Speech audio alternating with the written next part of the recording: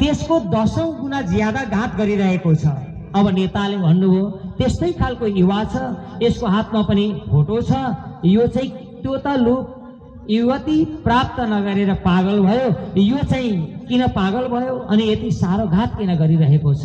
तब सुपरिन्टेन्डेन्टले भन्नुभयो जुन युवती प्राप्त नगरेर पहिलो युवा पागल भयो, त्यही युवतीसँग विवाह गरेका कारण यो झन् ठुलो पागल भयो। भक्तवत्सल भगवान के। यसको अर्थ विवाहमा नजोड्नु होला, केमा बुझ्नुहोस् भने धरती प्राप्त नगर्दा पनि सुख छैन, प्राप्ति गर्दा पनि सुख छैन। युवती प्राप्ति गर्यो पागलै भयो, प्राप्ति गरेन झन् ठुलो पागल भयो। सुयोग्य सज्जन, धरतीमा सबै इतिहास हेर्नुहोस्, यो धरती आनन्दको धरती होइन। सम्झाउनु भयो महात्मा जनले कसलाई? आत्मदेव ब्राह्मणलाई। अवश्यमा पक्कै मर्ने हो, तपाईको कथा सुन्न आएको होइन भन्दा भए तब महात्माले आँखा चिम्लिनु भयो, हात यसो गर्नुभयो, हातमा एउटा सुन्दर फल प्राप्त गर्नुहुन्छ महात्माले। अब थाप म तिम्रो घरमा सन्तान प्रकट गरिदिन्छु, तिमी शान्ति प्राप्ति गरेर हेर भनेर आत्मदेव ब्राह्मणलाई मर्नबाट जोगाउनका निमित्त हातमा यसो फल दिएर आत्मदेवका हातमा फल राखिदिनु भयो।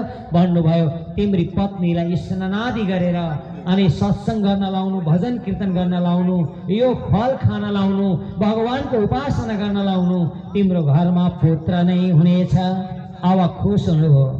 महात्माले त भनिदिएका थिए तिम्रो यो जन्म त के 7 जन्म पनि सन्तान हुँदैन, त्यसमा त पुत्र त हुँदैन। अब यस्तो व्यक्तिले जब हातमा फल पायो, त्यो पनि महात्माले भनिदिनु हो पुत्र नै हुन्छ। तब खुश भएर महात्माको सन्देश प्राप्त गरेर खुश भएर ब्राह्मण अश्रुधारा बगाए। त्यही बेला महात्मा अलाप हुनुभयो, अन्तर्ध्यान हुनुभयो। आत्मदेव ब्राह्मण अब खुसी साथमा आफ्नो घरमा आउनुभयो। आएर के भयो म भोलिको प्रसङ्गमा यहाँहरूलाई सेवामा राख्नेछु, किनभने हाम्रो 10 बजिसकेको छ। अन्य कार्यक्रमहरू पनि छन्। सुयोग्य सज्जन, मेरो मान्यजन, बहुत सुन्दर ज्ञानवर्धक प्रसङ्ग छ। महात्म्य भनेको महत्त्व श्रीमद् भागवतको महत्त्व हो।